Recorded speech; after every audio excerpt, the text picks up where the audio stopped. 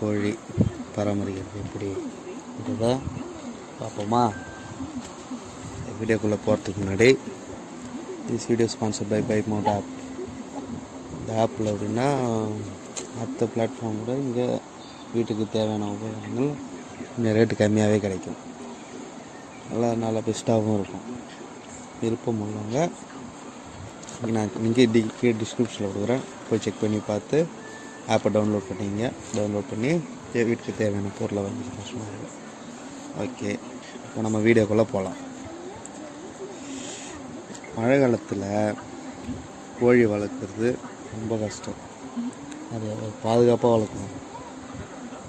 அதுக்கு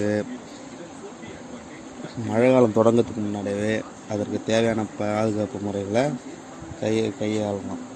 அதுக்கு பாதுகாப்பு முறை சரி செஞ்சு வச்சுக்கிறது ரொம்ப புத்திசாலித்தனம். அதில் எப்படி பாதுகாக்கலான்றது தான் பார்க்க போகிறோம். வெப்பமூட்டுதல், அதாவது கோழிகளுக்கு எப்படி வெப்பம் ஊட்டுறது, அதான். இளங்குஞ்சுங்களை அப்படியே இனிமேல் தரையில் விடக்கூடாது. அடியில் மரத்தூள் இல்லைன்னா தென்னை பஞ்சு இருக்குல்ல, அதை தரையில் போட்டு பரப்பி அது மேலே பேப்பரை போட்டு அதன் மேலே தான் குஞ்சுகளை விடணும். ஓகேவா? அதாவது பிறந்த குஞ்சுக்கு வெப்பம் அளிப்பது ரொம்ப முக்கியம். குறிப்பாக மழை மற்றும் குளிர்காலங்களில் தொடர்ச்சியாக அவற்றுக்கு வெப்பம் அளித்தால் மட்டுமே குஞ்சுகள் காப்பாற்ற முடியும். இவ்வாறு வெப்பம் அளிப்பதற்கு 25 அடி நீளம், 1.5 அடி உயரத்தில் மரக்கட்டைகளை அமைத்து 100 வாட்ஸ் பல்புகளை கட்டி தொங்க விட வேண்டும். ஒரு குஞ்சுக்கு 1 வாட்ஸ் என்ற கணக்கில் வெப்பம் அளிக்க வேண்டும். 2 வார வயது குழந்தைகளுக்கு பராமரிப்பு வேண்டும். அதாவது 2 வாரம் இப்போ பிறந்த குஞ்சுகள் 2 வாரம் வரைக்குமே இந்த வெப்பம் ரொம்ப முக்கியம். அதுமாரி இயற்கையாக வெப்பம் ஊட்டுறது அப்படின்னு பார்ப்போம். மழை காலத்தில் மின்சாரம் தான் பெரிய பிரச்சனையாக இருக்கும். மின்சாரம் தடைப்பட்டால் குஞ்சுகள் வெப்பம் அளிக்க முடியாது.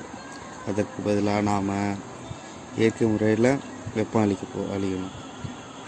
பண்ணை உள்ள பகுதியில் மின்சாரம் அடிக்கடி தடைப்படும் என பயந்தால் அதற்கு பதிலாக கரி அடுப்புகளை செங்கல் மேல் வைத்து 100 குஞ்சுகளுக்கு 2 முதல் 3 அடுப்புகள் வரை குறிப்பிட்ட இடைவெளியில் அமைக்க வேண்டும்.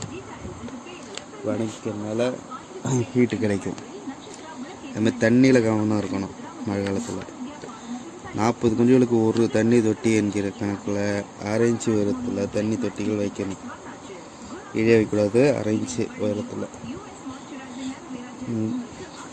முதல் 2 வாரங்களுக்கு கொதிக்க வைத்து ஆற வைத்த நீரில் சிறு குளுக்கோஸ் கலந்து அளிக்க வேண்டும்.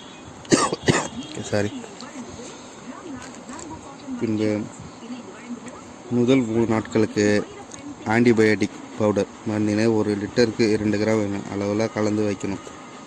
இதுதான் தண்ணீர் வைக்க வேண்டிய முறை, பாதுகாப்பு முறை. அடிப்பகுதி போட்டுள்ள பேப்பர்களை காலை மற்றும் மாலை என இருமுறமும் மாற்றி இருக்கணும். 5 நாளுக்கு பின் காற்று மற்றும் வெளிச்சமும் உள்ளே வர மாரி அமைக்கணும். 2 வாரத்துக்கு பின்பு இருக்கும் இடவசதியை அதிகரிக்கணும். அதான் 2 வாரத்துக்கு அப்புறம் கோழி கொஞ்சம் பெருசாகிறதுனால அந்த இடத்த கொஞ்சம் பெருசாகணும். ஓகேங்களா? ஓகே, அவ்வளோதான். இந்த வீடியோ உங்களுக்கு பிடிச்சிருந்தா லைக் பண்ணுங்கள், கமெண்ட் பண்ணுங்கள், ஷேர் பண்ணுங்கள், மறக்காமல் சப்ஸ்கிரைப் பண்ணுங்கள். ஓகே, பாய்.